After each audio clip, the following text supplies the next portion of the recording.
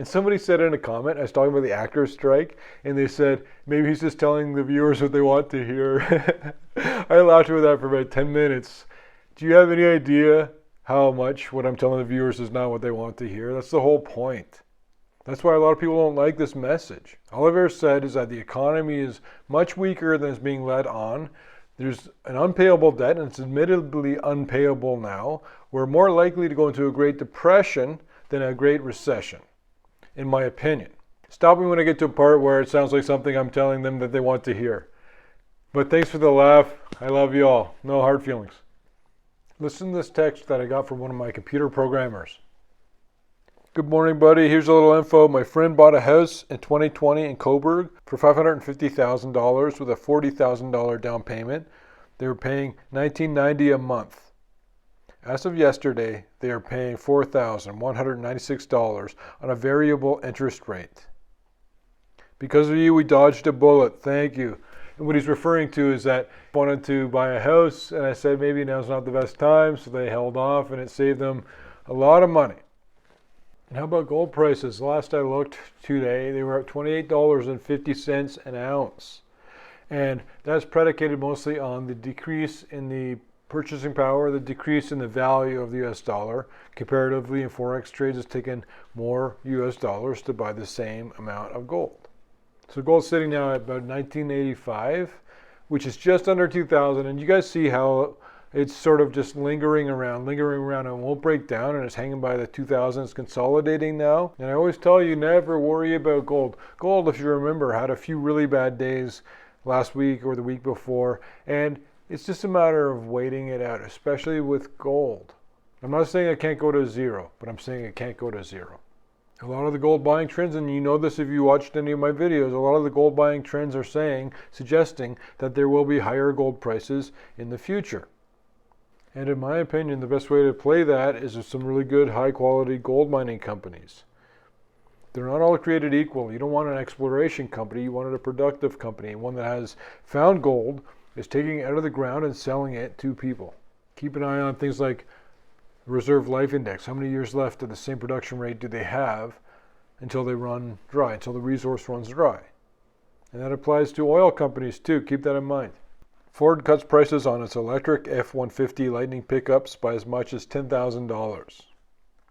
The reason I included this headline in with the rest of the stuff is because I've been telling you that used vehicles and new vehicles will be coming down in price across the board. That's not why they say they're reducing the F-150 electric pickups, but they're saying that the commodities that are required to make the batteries are less expensive now, and so they can bring the prices down. Sure, that's part of it. But overall, there's going to be more cars than people looking to buy them. It'll be a buyer's market for automobiles for a little while now. Tesla directors pay $735 million to settle a lawsuit over excess compensation.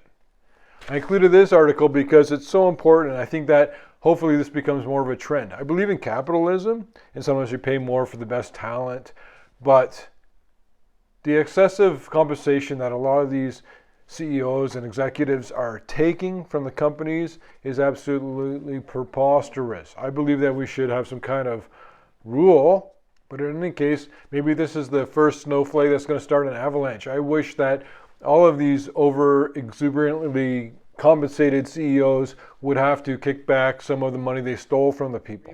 Humanitarian agreement where Ukraine could keep moving the ships across the Black Sea with wheat to get to, a lot of that wheat goes to Africa, Asia, and the Middle East. And a lot of countries in Africa, some of which have 40% inflation, are going to have a major famine if the wheat shipments get stopped. And so Russia came out the other day after years of allowing this to happen and said, we're not going to abide by the agreement anymore, which means we won't promise to not shoot ships when we see them. So all of a sudden, all of that wheat that was coming out of Ukraine is now again, just like when the war started, it's now again in this uncertain area where there's enough wheat, but not enough ways to get it to the people who will need to eat it. There's going to be famines in Africa. Some of them have already started. The war against inflation is a long way from being won. Financial markets drew optimism from two reports last week showing that inflation is easing. There are still troubling undercurrents in the economy, such as rising fuel prices and a clogged housing market that could cause problems ahead.